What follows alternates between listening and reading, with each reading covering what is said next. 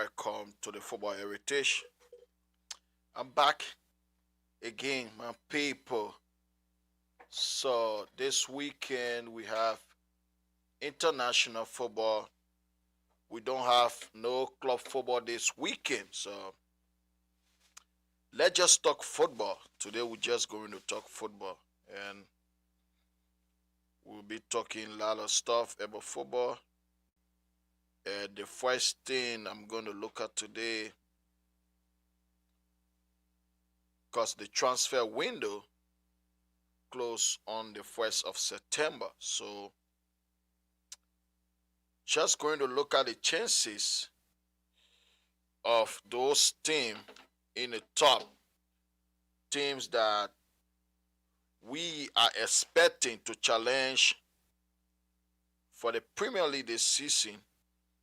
We're going to grade their transfer window, how well they perform in the transfer window, what are their chances of winning the English Premier League. What are the chances? The window is closed. All the teams, they are done conducting their business, particularly the incoming, because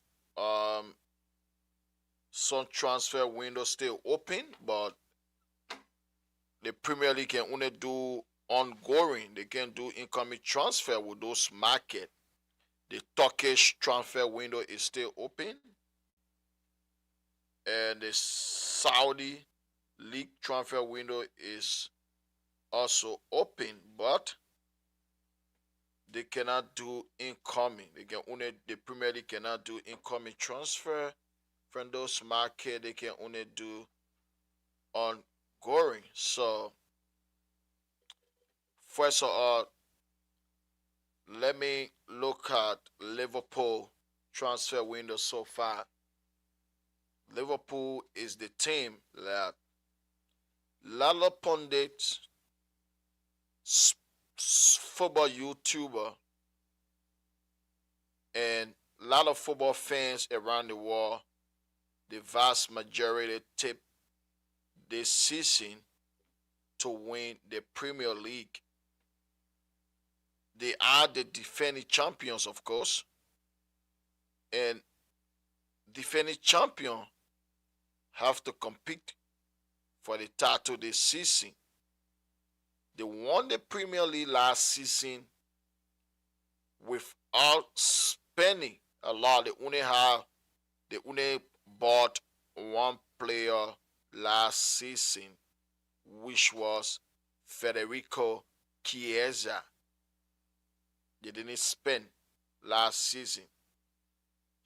But this season, Liverpool Football Club spent a lot of money. They spent huge amount of money this season. Huge amount of money. Particularly if you look at the transfer of, let's look at Liverpool transfer. Let's go through players they brought in this summer. They brought in Alexander Isak. For the past 2 seasons, Isak has been one of the best strikers in the league. He has been top of his game. And without him, I don't think Newcastle United will have won the Carabao Cup last season, their first trophy over 50 years. Without Isak, I don't think Newcastle United will have won that trophy. And bringing in Alexander Isak to Liverpool Football Club, that was a brilliant business. A world-class striker. They pay £130 million, which is equivalent to 145 million euros for the service of Alexander Isak. And they brought in the talented midfielder from Bayer Leverkusen, Florian Wirtz. Florian Wirtz he's a young, talented, attacking midfielder who was part of Bayer Leverkusen Bundesliga winning team 2 seasons ago. He played a crucial role in ensuring that Bayer Leverkusen became champions of the German Bundesliga. And he's a quality player. He was brought in this summer for 125 million euros to Liverpool. Then the next, a young French striker, Hugo Ekitike from Eintracht Frankfurt, a talented player with lot of potential. Hugo Ekitike signed from Frankfurt for 95 million euros. He joined Liverpool Football Club this summer. And they didn't stop there. That's 3 attacking players. 2 attacker, 1 attacking midfielder. So they are all attack-minded players. And they signed a left back because if you look at Keka's last season, in my opinion, I think last year he was the best left back in the Premier League last year. And looking at Andy Robertson's situation, he was not good last season, even though Liverpool won the Premier League, but he was one of their least performing players last season. So they bought somebody to start in front of Robinson, even though Robinson is still at the club. But they bought Milo Kerkez from Bournemouth for about 47 million euro. And they also brought in a red back, Jeremy Frimpong, who was playing wing back for Bayer Leverkusen. Red wing back for Bayer Leverkusen. They brought in the Dutch and Bayer Leverkusen star for 40 million euro. Then they signed a center back from the Serie A who will be on loan, Giovanni Leoni from Parma, for 31 million euro. For 31 million euro. So, if you look at Liverpool, they signed 6 players. 6 players right there. They signed 6 players. And let's look at the team. Let's look at the Liverpool squad and their chances. So they also lost some players. So let's look at some important players Liverpool lost this season. They also lost Luis Diaz and the tragic death of Diogo Jota. That was tragic. So they had to replace Jota. They also lost Darwin Núñez. So they lost 3 attacking players. Darwin Núñez, Diogo Jota, and Luis Diaz. So, Ekitike for Núñez. I think it is an upgrade in our position for Liverpool Football Club. It is an upgrade. Looking at Hugo Ekitike, he has the talent. He has the potential to be one of the best strikers in the Premier League. And Núñez was not it. Núñez was terrible in front of goal. So they upgraded on Núñez. And let's look at Alexander Isak for Luis Diaz. Alexander Isak for Luis Diaz. Luis Diaz, a very good player, very good on the break. But looking at Issa's record, Issa is on the rise while Luis Diaz has already peaked. He can never do what he has done before for Liverpool Football Club. And Issa, he's on his way to the top. That is a upgrade right there on Luis Diaz. The death of Jota, replacing with Florian Wirtz, one of the youngest midfielder with huge potential in European football from Bayer Leverkusen. And Jota was a good player, but he had already peaked. So I think Florian Wirtz on paper is an upgrade on Diego Jota. And for Kirkers, we all know Robertson. Andy Robertson has done pretty well for Liverpool Football Club. But Kirkers is young, so that should be automatic upgrade. Tron left. I'm not too sure whether that's an upgrade in the right back position, even though defensively Trent can be exposed sometimes. But Frimpong defensively, he's not also that good defensively. So in my opinion, I think that's the only position of all the players they brought in and the players that left. That is the only position that I can call an upgrade. So that right back position, that's not an upgrade. I don't think defensively Frimpong is better than Trent Alexander-Arnold. And offensively, Trent is better than him. So that's not an upgrade. That's a degrade on that position. So all the players they brought in this season, I think particularly 5 players that are because the bosses they send the other guy on loan, but the 5 players that they brought in to replace the other 5, four of those 5 they are upgrade in those positions, but the other one is a downgrade. That should be a downgrade in our position. There is no way, there is no way that Trent Alexander-Arnold is an downgrade to Frimpong.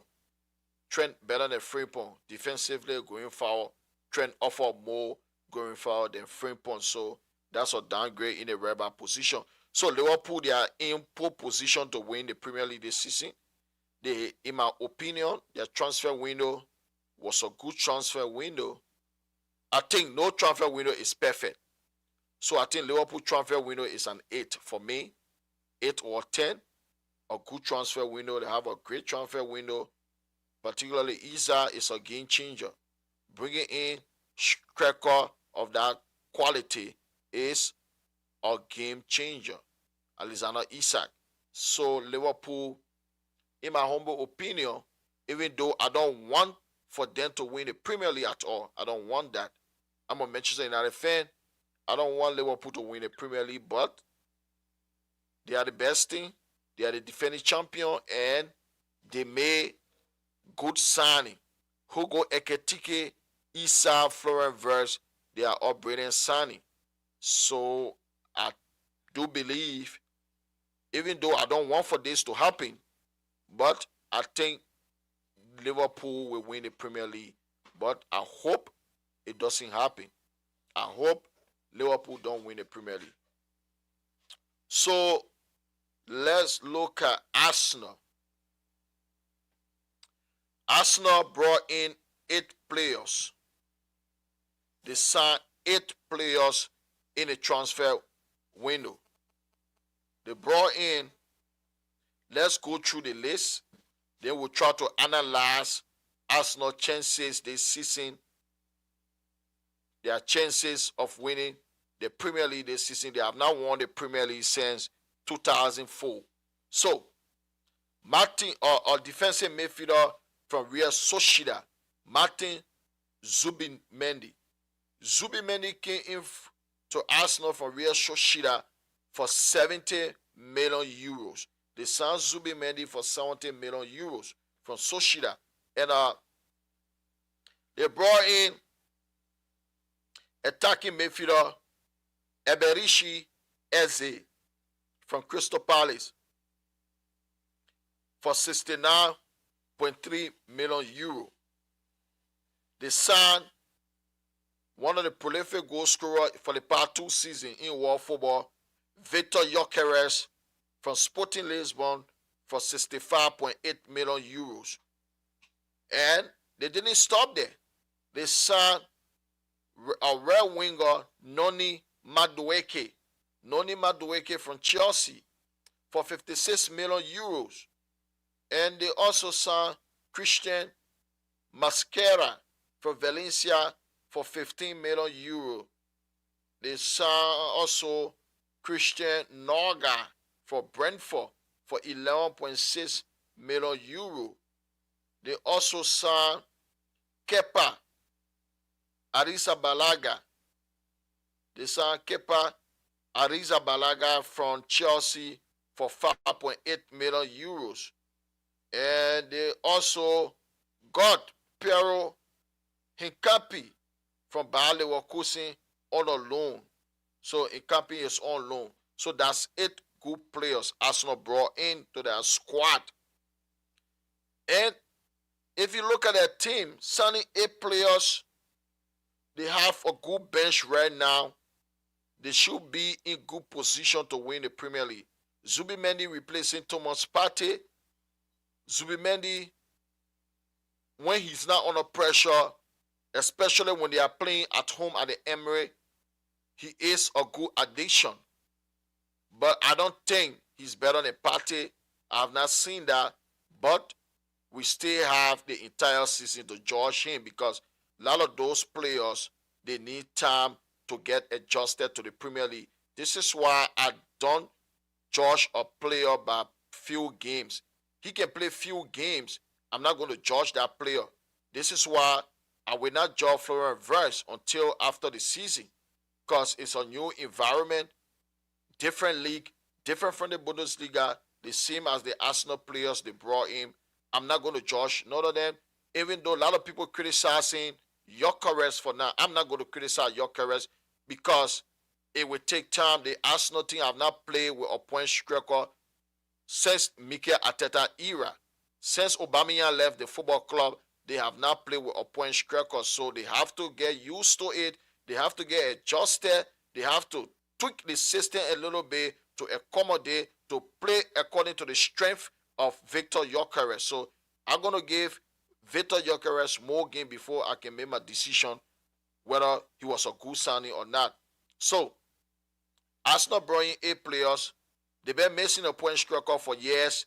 Many, especially last season, they drew 14 games in the Premier League. And in my humble opinion, I think if they had a point striker, if they had a good goal scorer last season, they would have turned most of those draws into win. So, Eze, they brought in Eze as an attacking midfielder. Eze is a number 10. I don't know whether the coach Mikel Arteta will use Eze in the 10 position or he will use him on the left side. Because Arteta, I think, he should try to play Eze in the 10 position. If you want to get the best out of your players, play your players in their best position. Because if you don't play your player in their best position, you don't expect the player to give 100%. You don't expect the player to perform better when they are play other position.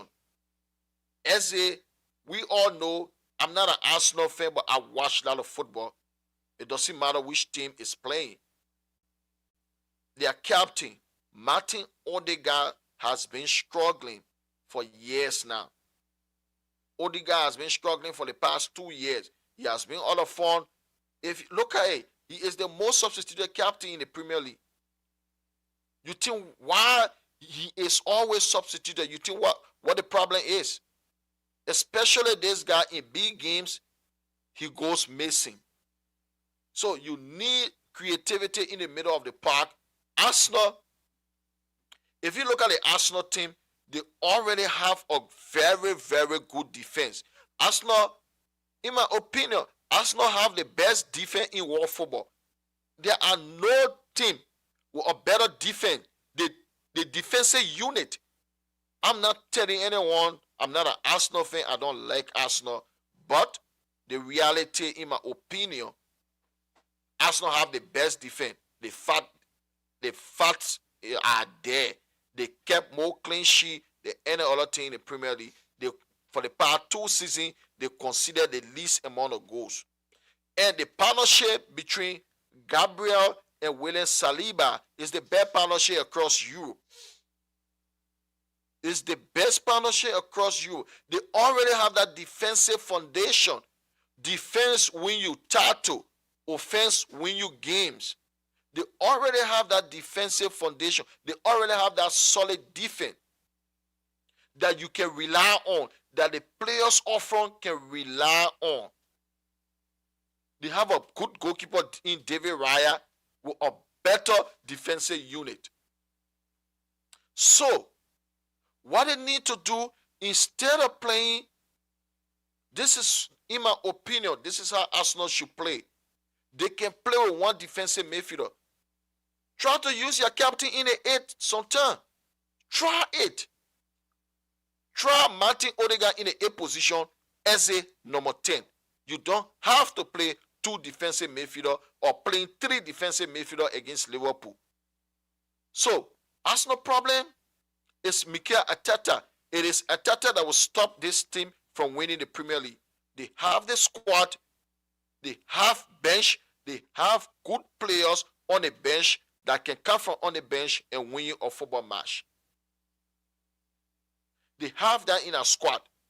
So, Arteta, especially going away from home against a top team, he usually goes away from home against top team to play, not to lose. Not to lose. He goes away from home not to lose. Sometimes you look at an opposition, they are weak, they are there for the taking. You change your formation, change your strategy, go for it and win a game. Arsenal should have won against Liverpool. He should have gone for the game. Liverpool was there for the taking. Liverpool defensively been terrible all season. The first 2 games of the season, they were terrible defensively. This is the reason why Otame Newcastle scored 2 goals against Liverpool. Bournemouth, that team, Arsenal is better than that team, and they managed to score twice against Liverpool. So he has to change. Play with one defensive midfielder. Go for it. Go for it. And another thing he needs to do, Saka is Arsenal's best player. And most of the time you will see Saka defending, helping the number 2 to defend. I think one of the midfielders should be the one doing that defensive work. Saka should reserve his energy in attack, to use his energy to attack, to cause problem for the opposition. He shouldn't be chasing back. He shouldn't be going back to help the number 2 player. Almost every team, almost every successful football club, you get that one player that doesn't go back to defend. Does Mo Salah go back to defend? No. He stays higher up the pitch. Mo Salah stays higher up the pitch. This is why some games you will never see Salah doing anything. At the end of the day, he will come from nowhere and score 1 or twice. Because he is always higher up the pitch. So what is stopping Mikel Arteta for using Saka higher up the pitch? What is stopping him for allowing his attacking player to play with freedom, to express themselves and attack the opposition team? Saka is a quality player. But look at Saka and look at Saka performance. Watch smaller club. If you are Bournemouth with Antoine Semenyo, the way Semenyo playing with freedom of Bournemouth, the way Semenyo, you enjoy watching Semenyo than Saka. Why is it that none of Arsenal attacking players scored 10 goals in the Premier League last season? How are you going to win the league when Mikel Arteta is deploying scale tactics against decent team? You're not going to win the league applying scale tactics against decent team. You have to attack. You have the players to do it. Why are you not allowing your attacking player to play with freedom? Look at him. Arteta has never improved any single attacking player since he started coaching Arsenal. Name me one. You can name one attacking player that has improved under Mikel Arteta since he joined Arsenal Football Club. Saka played with more freedom. Saka was lively, going forward. Martinelli was lively, going forward under the previous coach before Mikel Arteta. Since he joined the football club, he has never improved any attacking player. He never improved Jesus. He never improved Aubameyang. He never improved Lacazette. No attacking player Mikel Arteta has improved. He has improved the defensive players, but not the attacking players. Because of his tactics, scared to attack. He is the one holding Arsenal Football Club from winning the Premier League now. This is the reason why if different person was the one coaching, or quality coach, if a coach like Luis Enrique was coaching Arsenal, Arsenal will win the Premier League this season, despite the signings Liverpool made. Because Arsenal, they bench them almost any other team in the Premier League. They have better bench than any other team in the Premier League this season. But Mikel Arteta, with his scare tactics, he's going to stop Arsenal from winning major honor. And I think Arsenal is in a position that Chelsea was in few years, or about 20 years ago, 21 years ago, when Abramovich bought the football club. He had Claudio Ranieri. Ranieri went to the Champions League semi-final with Chelsea. He lost to 10-man Monaco. Ranieri finished second in the Premier League. But Ranieri could not take Chelsea across the finish line. Ranieri was a good coach. He had good players. Chelsea, they were fantastic under Ranieri, but they couldn't win major trophy. And this is where Arsenal Football Club, this is where they are right now. Mikel Arteta has done a tremendous job with Arsenal Football Club from taking Arsenal from that position. They were a laughing stock, took them from that position and bring them to where they are now. But I don't think he can take them to the finish line. I don't think he's that good to make them to win the Premier League or the Champions League. And then decent manager now walking into the Arsenal team will be licking his lip, because the quality of players he will have at his disposal, he will be licking his lip that, oh, I can win the Premier League or the Champions League here. He will be licking his lip. But with Arteta tactics, if he doesn't change, he's not going to win any major trophy. Because of his defensive tactics, this is the reason why he drew 14 games in the Premier League last season. So Arsenal, Arteta have to change their ball, have to put more pressure on him. So this is the reason why I think they will finish second in the Premier League again, because I don't think Mikel Arteta has that quality to finish first place in the Premier League because of his scare tactics. So we now move on to Chelsea. Chelsea brought in players as they usually do every transfer window, especially saying they use ownership. They have spent more than £1.5 billion for the past few seasons buying players. And they brought in Joao Pedro from Brighton for 63.7 million euros. They brought in Jamie Gitten from Borussia Dortmund for 56 million euros. They brought in Alejandro Garnacho from Manchester United for 46.2 million euro.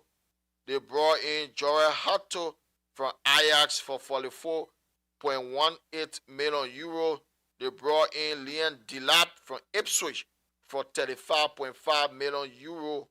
They also signed Estevao from Palmeiras for 34 million euro. So,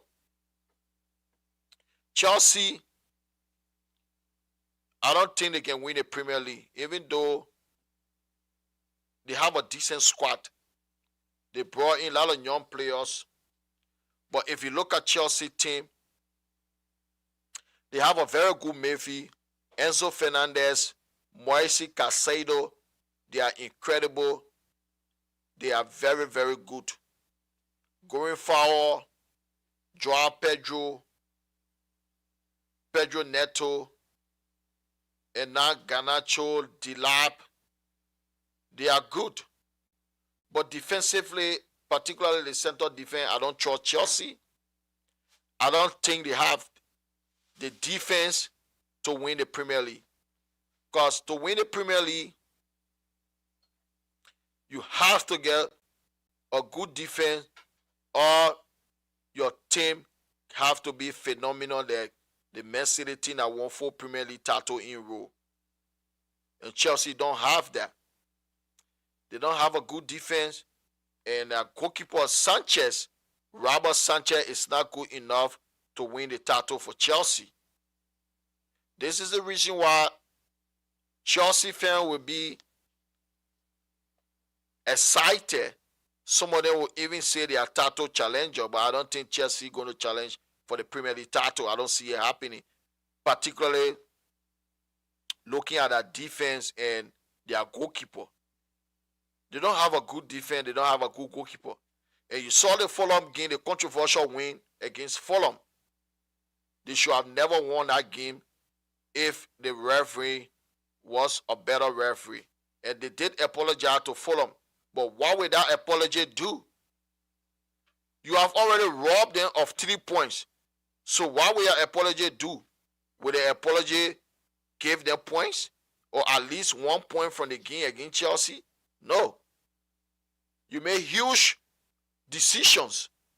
2 vital decisions that went against them. You canceled a goal and you awarded Chelsea a penalty that they didn't deserve. And if Fulham will have scored first, the first goal is always important in football game. First goal sometimes can make you to win a football game than you concede first. So, looking at Chelsea team, they don't have the squad to win the Premier League. They are a very decent team. They have a lot of qualities players, a lot of young players with good qualities in them. But when I look at their defense is not good enough. I look at their goalkeeper, Robert Sanchez, is not good enough for Chelsea Football Club to win the Premier League. Even though they had a good transfer window, a decent one, but I think looking at all the players, the ball player with huge potential. Delap, Hato, Garnacho, Jimmy Gitten, but you don't even know what you're going to get from them.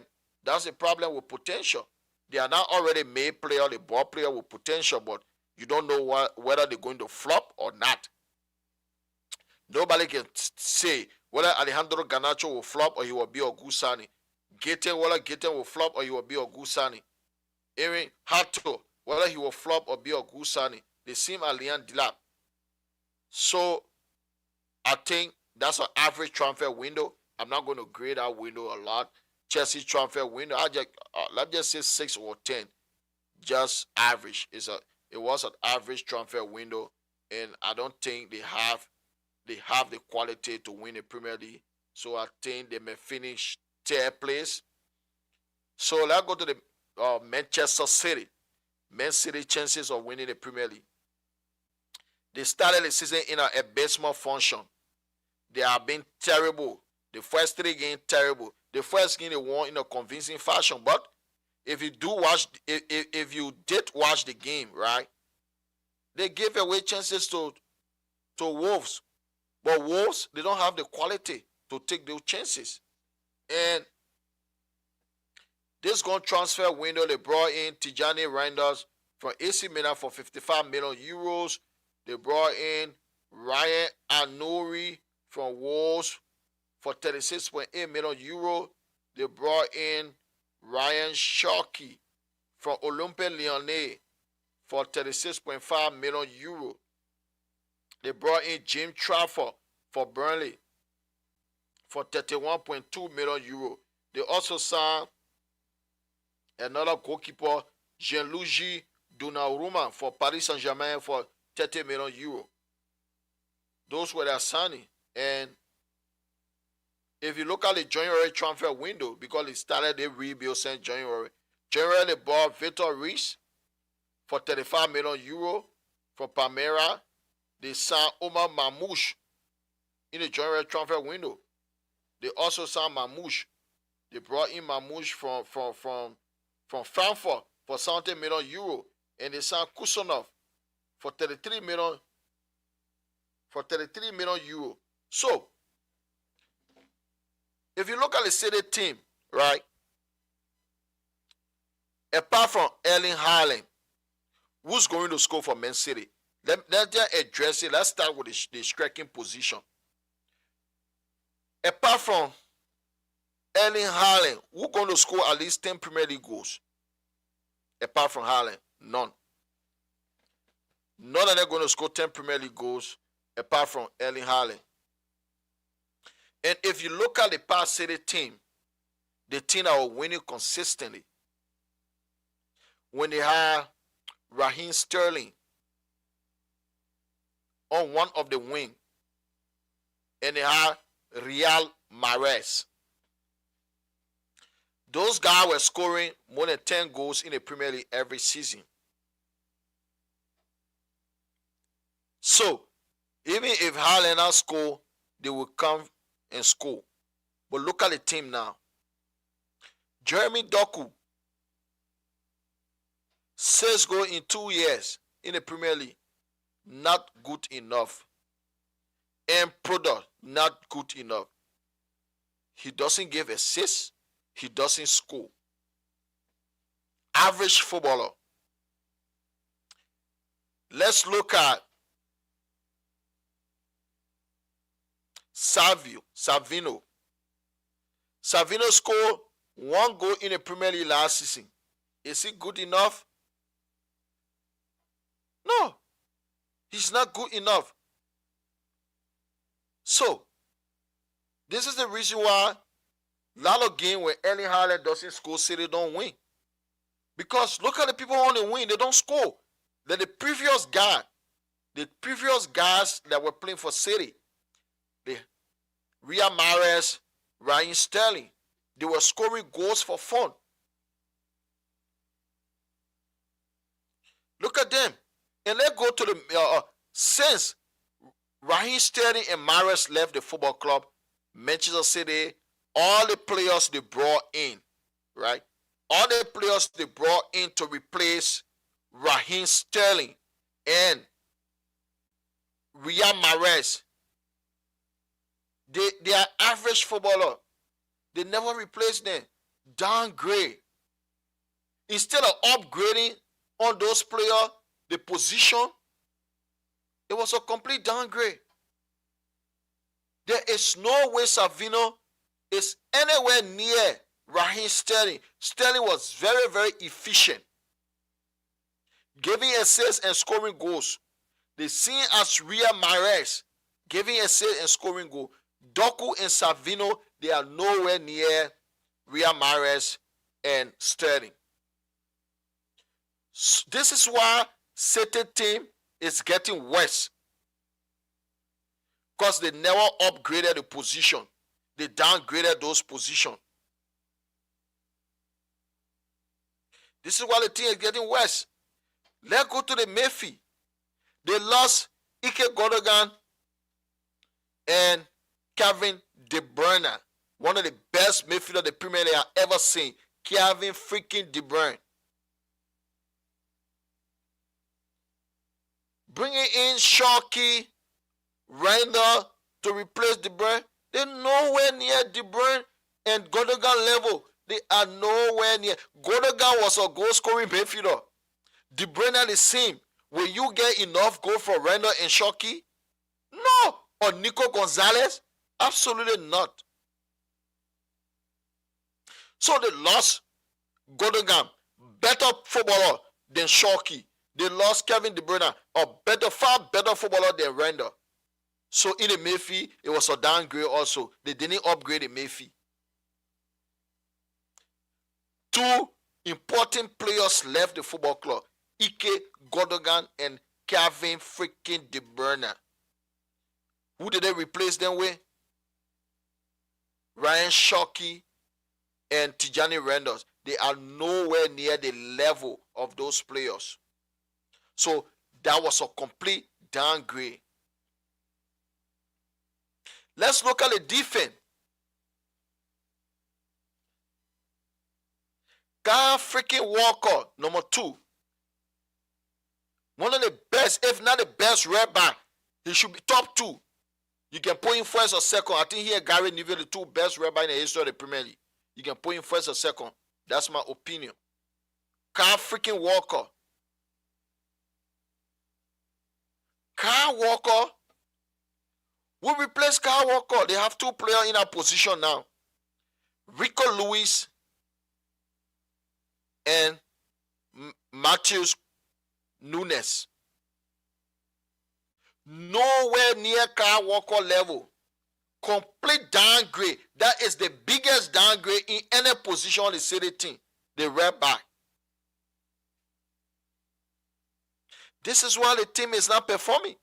Kyle Walker left the football club to be replaced by absolute below average footballer. Rico Lewis is not even an average footballer. He is freaking below average. He's a below average footballer, Rico Lewis. This is why the team is not performing. Because no upgrade in any position. Every position, the players that left, better than the one they brought in. Poor recruitment. Very poor. Poor recruitment for the past few years.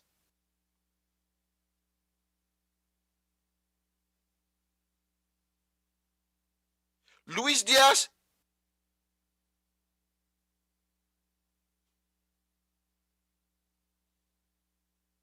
Diaz.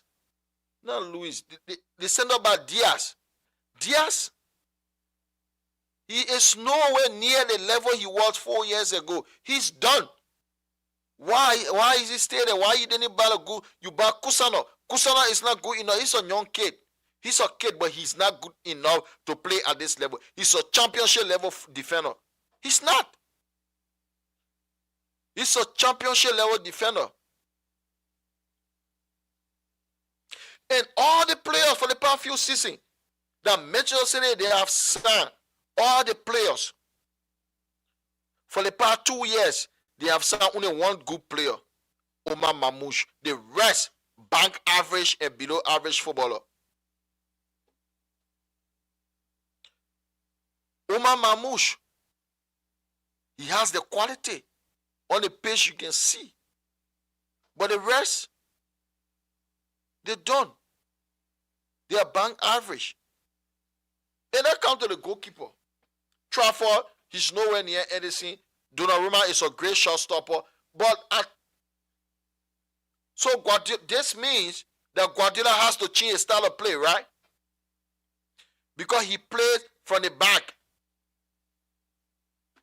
And we all know that Donnarumma is not good with his feet. So why is it now Guardiola signing a shot stopper or goalkeeper who is not good at his feet? So is he ready to change his style of play? Is Guardiola ready to change the way he plays football? Because if you look at Gianluigi Donnarumma, he is not good with his feet. He's a great shot stopper, But with his feet, he's not. So, is he willing to change? So this is the main problem. They have downgraded in every position, every player they've signed. The players that have left better than the players they have signed. This is why City team, they are being absolutely good for nothing. They are being rubbish. This is why they are being rubbish since last year. Because the players coming in are far average than the player that left the football club. So, how can you win when your recruitment not good enough? This is why the best position City can finish in 4th place. They may finish below 4th, but this is their Premier League winning position. If City finish 4th, it means they win the Premier League this season. That's the best position City can finish this season, 4th place. So that's it. And just want to talk about a few things before I go. Let me talk about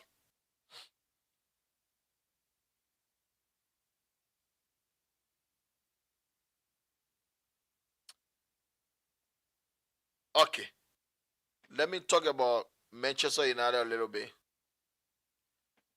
Transfer window was dreadful, absolute terrible transfer window. Only signed 3 players in the window. I don't want to hear somebody say Diego Leon signed since January. So he just joined the football club and he's not even ready. He's a teenager. He's not ready to get going.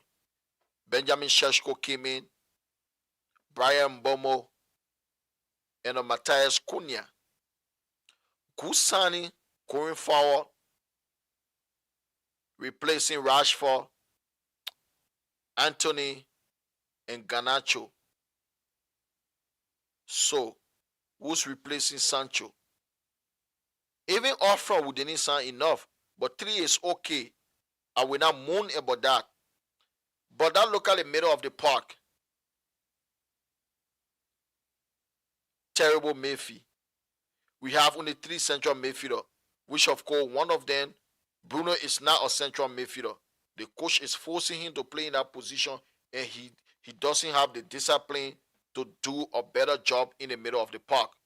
And if you look at one of those 3 should never ever be in the Manchester United starting lineup. Casemiro, he passed his best. He is nowhere near the level he used to be 5-6 years ago. So Casemiro is not it. And looking at Manuel Ugarte, he has not been given an opportunity this season to start any Premier League game, and he has lost form.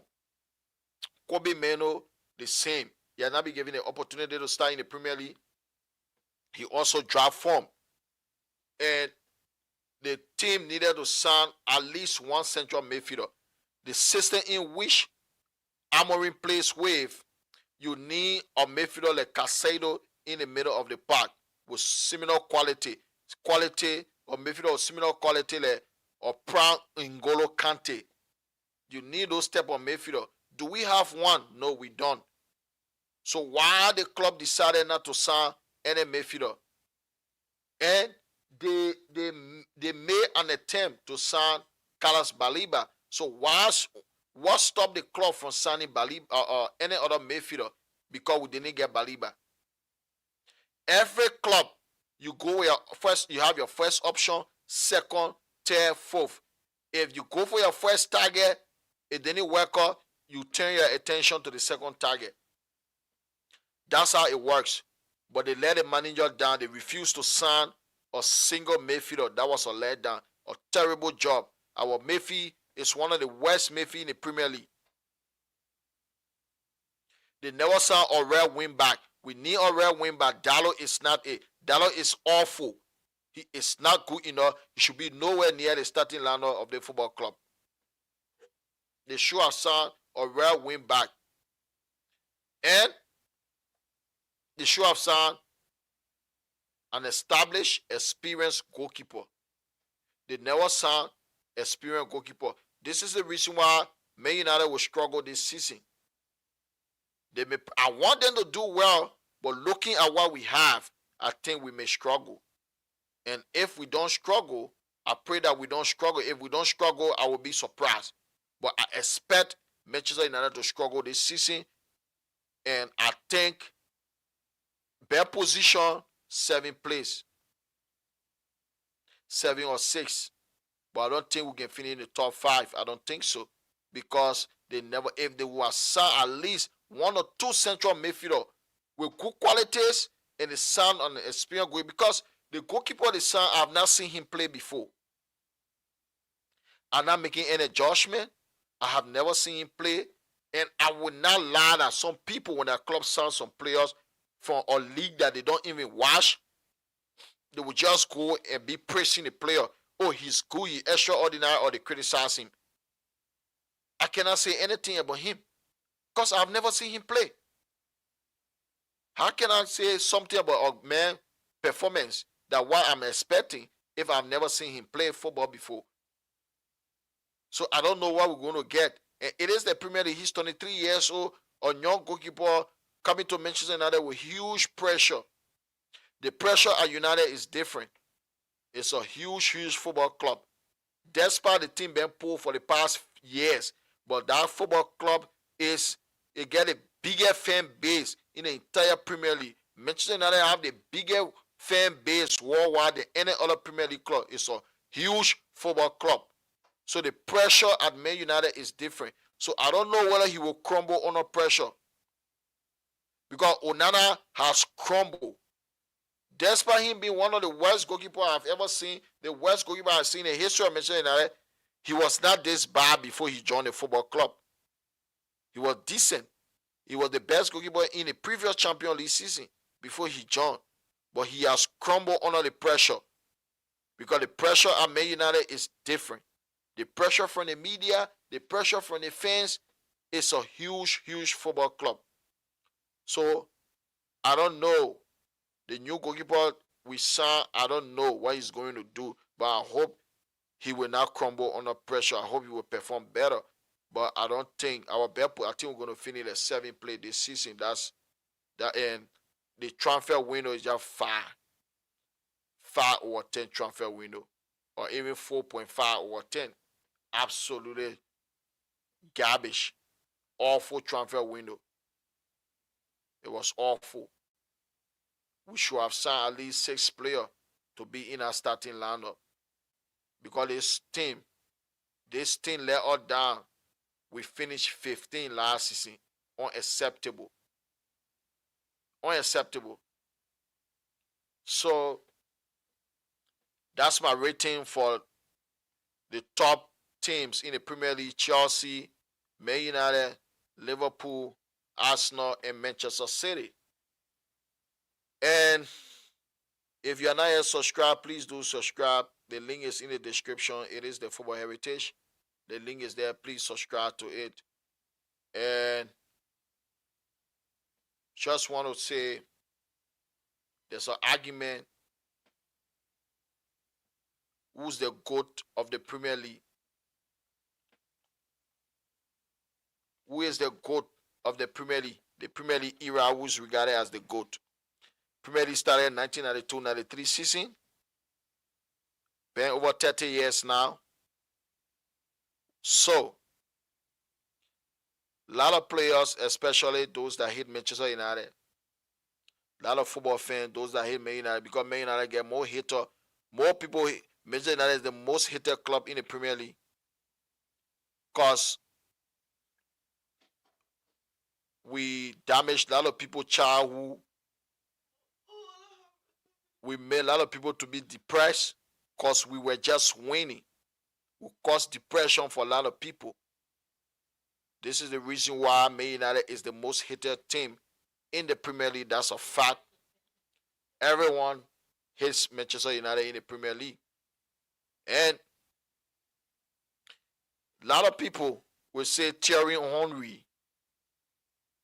A lot of people will say Thierry Henry is the best player in the history of the Premier League, but that's not true. That is not. That look at Henry. We can take the best 3 seasons or whatsoever you want to take. Henry, 2002, 3, 4. Those were the best 3 years of Thierry Henry in the Premier League.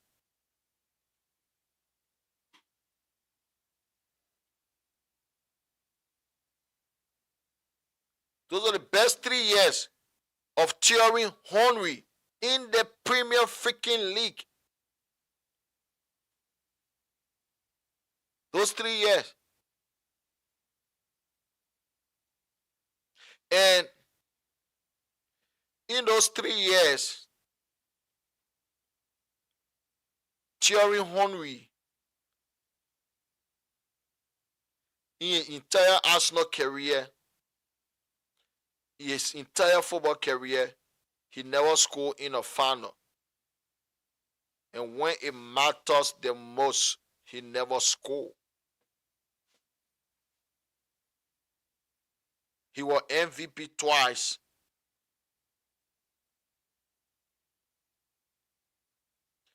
He was MVP twice. Cristiano Ronaldo, one of the greatest players ever to play in the Premier League, is Cristiano Ronaldo. And I'll tell you why. He scored more than 40 goals in 2007-8 season. That season, no one has surpassed that season, a performance. That season. No one has surpassed that performance. Premier League Golden Boots, Champions League Golden Boots, Ballon d'Or, Premier League winner, Champions League winner. He won everything. Everything.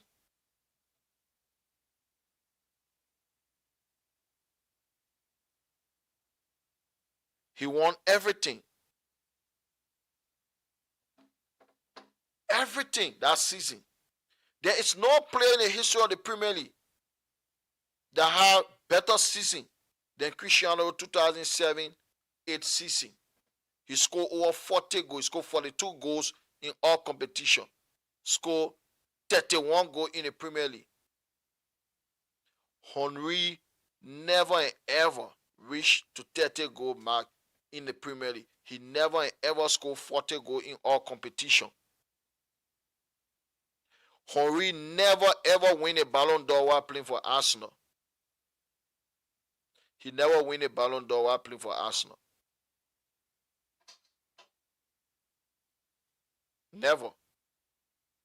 Cristiano Ronaldo did win a Ballon d'Or while playing in the Premier League. He won everything while playing in the Premier League. And he never picked. This is the problem. In the Premier League was never the pick of Cristiano Ronaldo. Yet, he's the greatest player ever to play in the Premier League. He never picked in the Premier League. He left the Premier League. He left the Premier League when he was just 24 years old. When he was just reaching his peak, he left the Premier League at the age of 24. He went to the Premier League as a teenager, 18-year-old boy from Portugal. And before he left, he was the best player in the world. Best player in the world. You cannot say that about Thierry Henry. You can't say that about any Premier League player. So how you consider Henry to be the best player ever in the history of the Premier League when Cristiano Ronaldo have a better record than him? How is Henry the GOAT?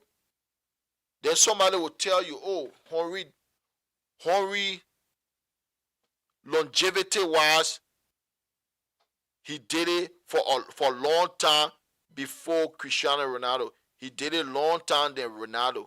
Really. Before he went back to Arsenal on a loan, he spent, when he left for before he left for Barcelona, he spent 8 years in the Premier League playing for Arsenal. Really. Where the first 2 years good. The 99-2000 season, 2000-2001 season, was Henry good? No. And he was already in his 20s. The first 2 years, he was not good enough. The year he joined the Premier League, at that age, Cristiano Ronaldo was already a Ballon d'Or contender when Henry joined the Premier League when he was 22 years old.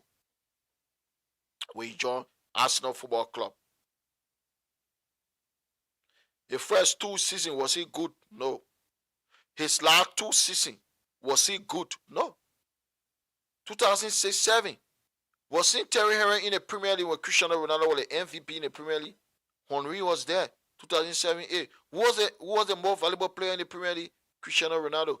Thierry Henry, 2005-06, he was in the Premier League. When, was it Lampard?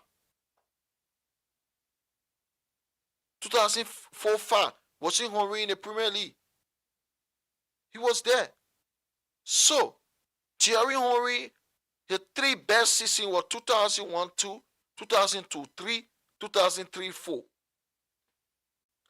That was it. That was the 3 best seasons. Arsenal won the Premier League in 2. The 2001-2, Henry won the Golden Boots, and he was the most valuable player in the 2002-04 season. He was the MVP in the Premier League. He also won the Golden Boots.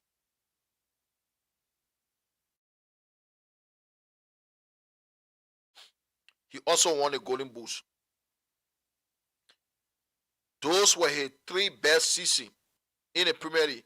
And Cristiano Ronaldo's 3 best seasons was the last 3 seasons. He spent 6 seasons before he went to Real Madrid. And he went to Manchester United as a teenager. So you don't expect a teenager from a different country, an 18-year-old from different league, to start performing right away, especially on a Manchester United team that was already done for that time.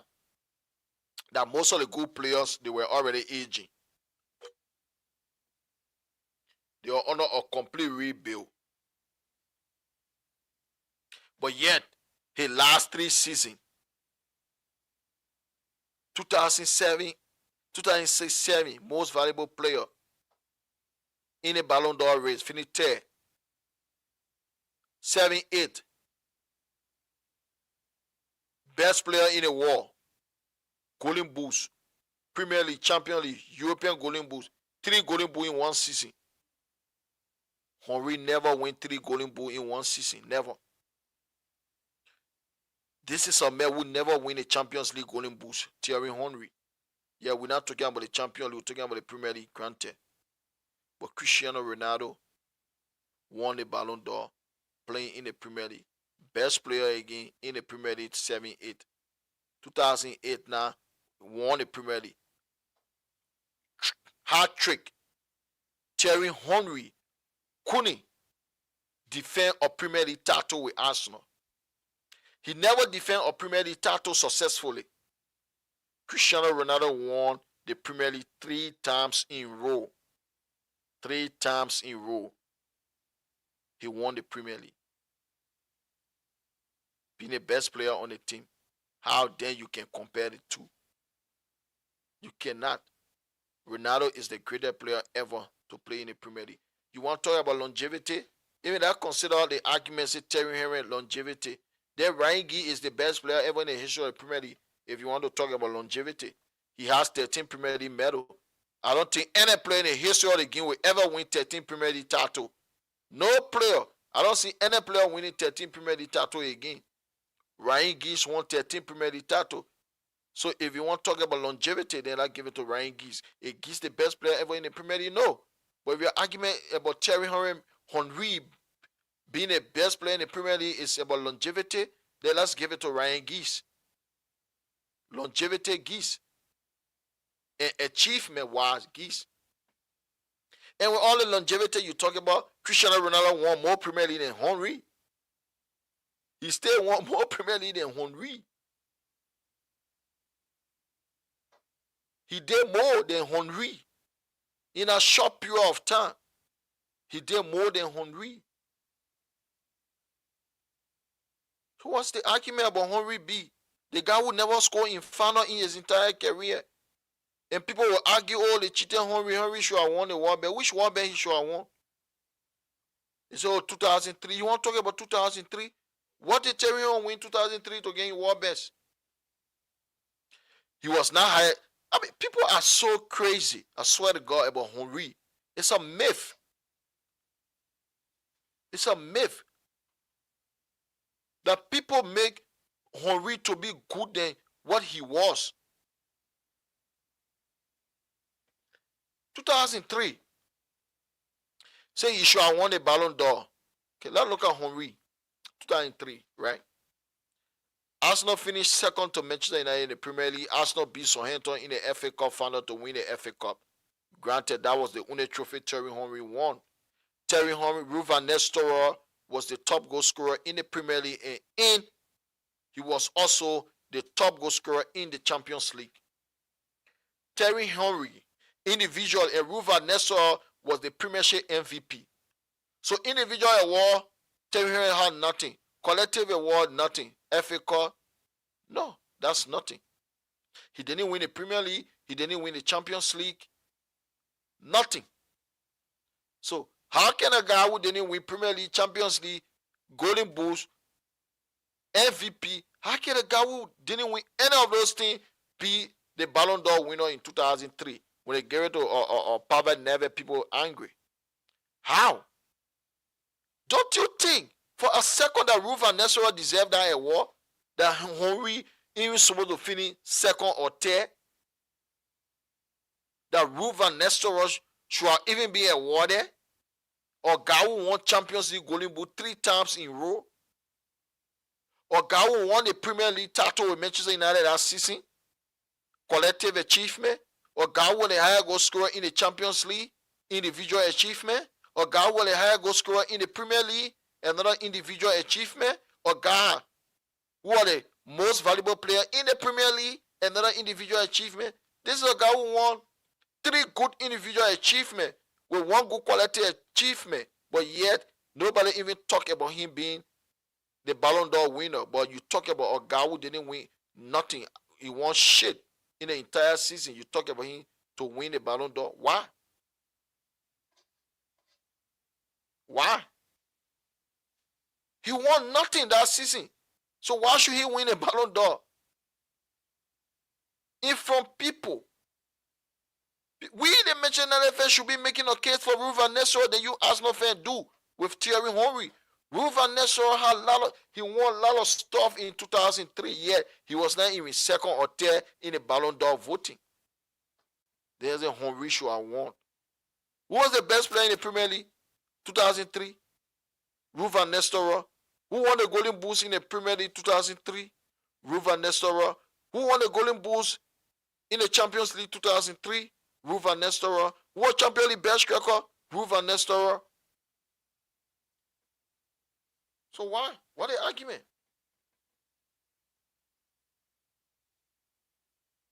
Come on now. We mentioned another fan. You think we don't deserve Ballon d'Or winner? Let's go to 1999. Now Rivaldo won a Ballon d'Or over Beckham. Don't you think David Beckham deserved the Ballon d'Or? After Man United won the treble? You don't think David Beckham should have won the Ballon d'Or? But you're talking about Henry all the time. Henry.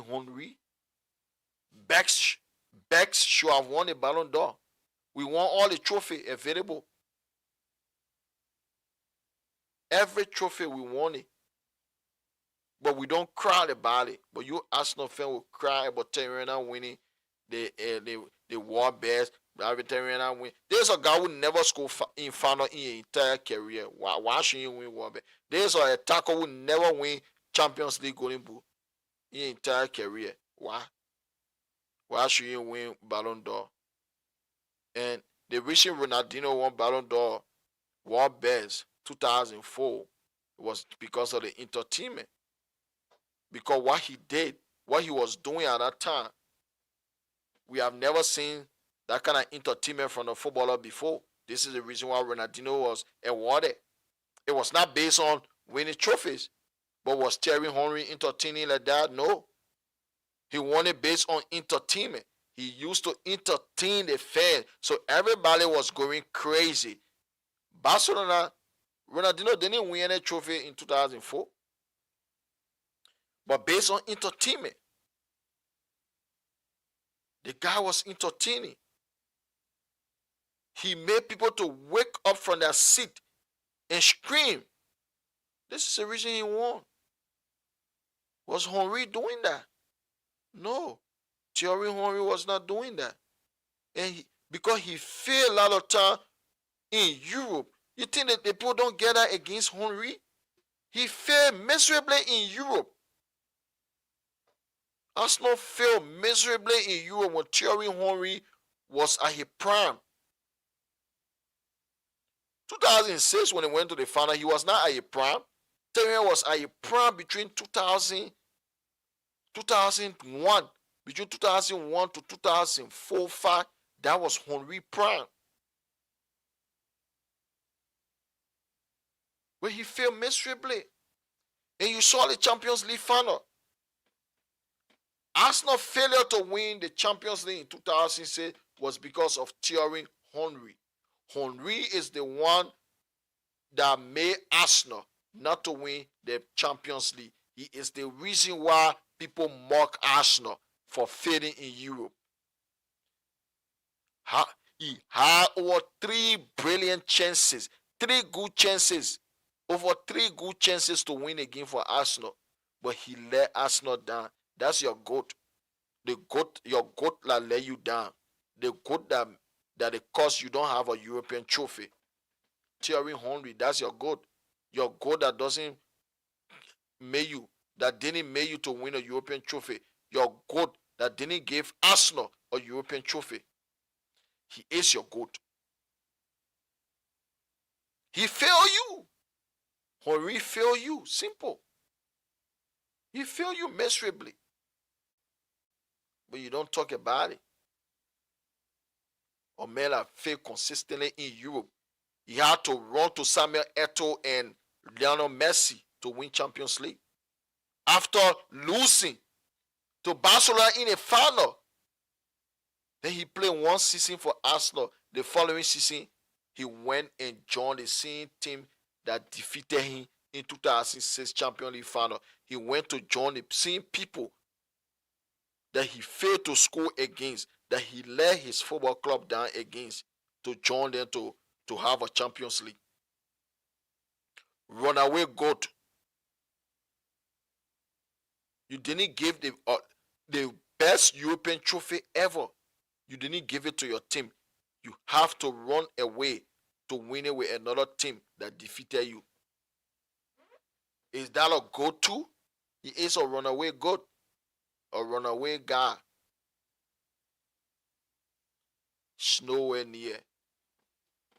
He's nowhere near being a goat in the Premier League. He's not. It's a myth. You'll stop. Stop saying nonsense with confidence. He's not. He was good. He was a good player. But if it's a final, if it's a game that my left depend on, it's a final. Didier Drogba and Thierry Henry say I should choose who should start that game, or Champions League final, or World Cup final, FA Cup final. Choose between Thierry Henry and Didier Drogba to start. Didier Drogba every Saturday and Sunday, Monday, Tuesday, Wednesday, Thursday, and Friday. Drogba will start on my team. Every freaking days of the week, every freaking day of the week, Didier Drogba will start for me.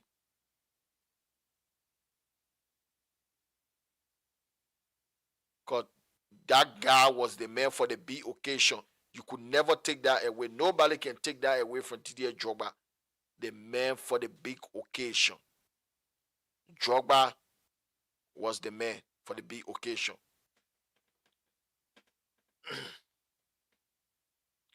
Thierry Henry played in so many finals. He never scored in any final. That says a lot about Thierry Henry, an attacker. Played in so many finals. He didn't score in any of them.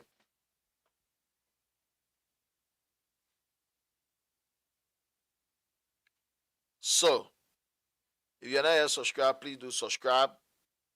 And tomorrow I'll be here again. We'll talk about football because we don't have any Premier League game this weekend. Next weekend is the Manchester Derby. I can't wait for the Derby because I think those are the games that Manchester United ready perform in. I can't wait for that game. So, ladies and gentlemen, please do subscribe. The Football Heritage.